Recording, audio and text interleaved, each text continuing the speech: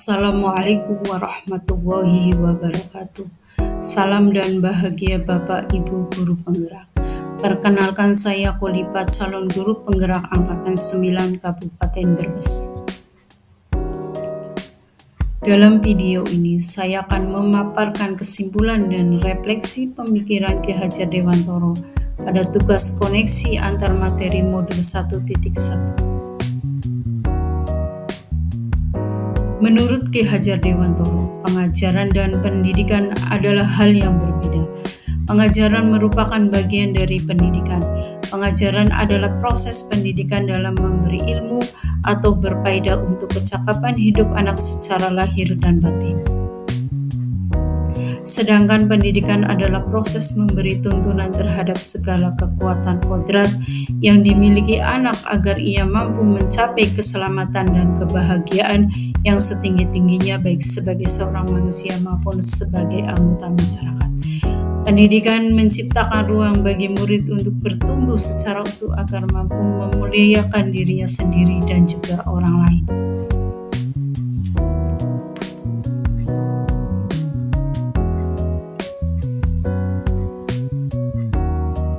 Sebelum mempelajari modul 1.1, pembelajaran yang saya lakukan adalah sebagai berikut. Guru mendominasi pembelajaran atau teacher center. Guru menganggap dirinya sebagai satu-satunya sumber ilmu dan hanya transfer ilmu saja kepada murid. Pembelajaran yang terjadi di kelas terfokus pada pencapaian materi dan KKM saja, mengingat materi yang dipelajari banyak dan KKM dijadikan sebagai patokan untuk keberhasilan dari pembelajaran. Ketuntasan penyampaian materi lebih penting daripada memahami karakteristik anak. Oleh karena itu, terlihat murid pasif dan motivasi dalam belajar rendah karena anak merasa bosan mendengarkan guru berceramah. Suasana kelas yang tertib, tenang, dan anak-anak yang memahami materi merupakan tujuan utama dari guru. Dan dalam penilaian, guru lebih mengutamakan aspek kognitif saja tanpa memperhatikan aspek yang lain. Guru tidak mempedulikan apakah murid sudah paham atau belum dengan materi yang diajarkan. Murid pun hanya dianggap sebagai objek pembelajaran bagi guru.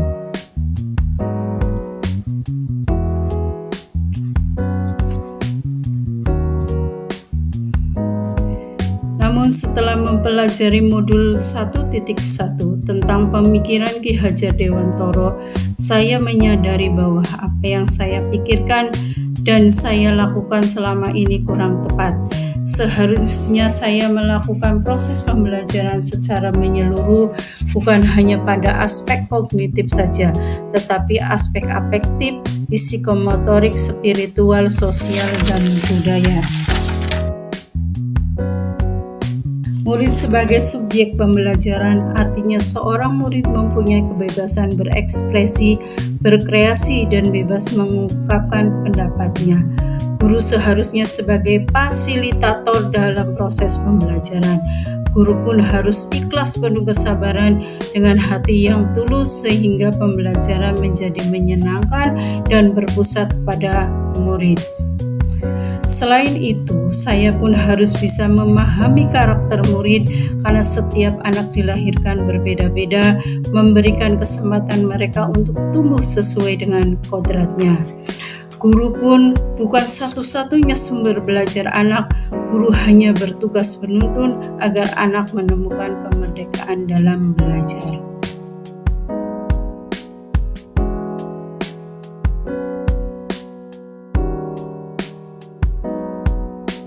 Untuk mewujudkan pembelajaran yang mencerminkan pemikiran Ki Hajar Dewantoro, saya harus merubah pemikiran saya bahwa guru dalam pembelajaran bukan satu-satunya sumber bagi anak. Guru hanya memberi arahan agar anak tidak kehilangan arah. Pembelajaran bukan lagi menggunakan teacher center, melainkan pembelajaran harus berpusat pada anak. Artinya pembelajaran lebih mengutamakan kebutuhan anak. Saya juga harus merubah perilaku saya untuk menciptakan proses pembelajaran secara menarik agar motivasi belajar murid meningkat, dan juga memberikan kebebasan kepada anak agar menyelesaikan tugas sesuai dengan minat, bakat, dan kemampuannya masing-masing. Kemudian, agar kelas saya mencerminkan pemikiran Ki Hajar Dewantara, saya segera menerapkan konsep merdeka belajar dan mengintegrasikan setiap pencapaian belajar dengan konsep profil belajar Pancasila. Merancang pembelajaran dengan interaktif dan menyenangkan dengan melibatkan peserta didik.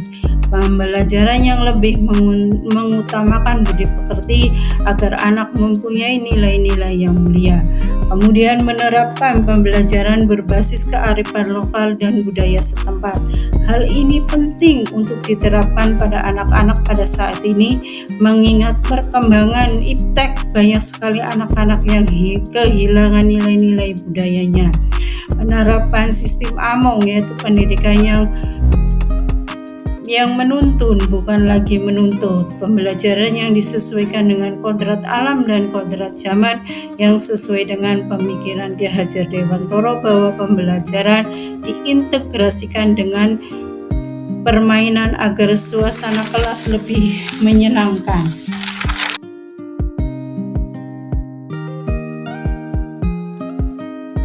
Kesimpulan yang dapat saya sampaikan adalah bahwa dasar-dasar dari pemikiran Ki Hajar Dewantara harus segera kita terapkan dalam proses pembelajaran di kelas. Di antaranya, pendidikan merupakan proses menuntun anak sesuai dengan kodrat alam dan kodrat zaman yang disesuaikan dengan minat dan bakatnya.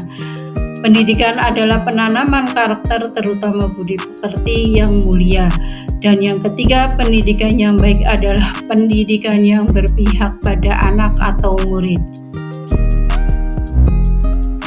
Demikian pemaparan saya tentang koneksi antar materi pemikiran filosofis Ki Hajar Dewantara. Terima kasih sudah menonton video ini.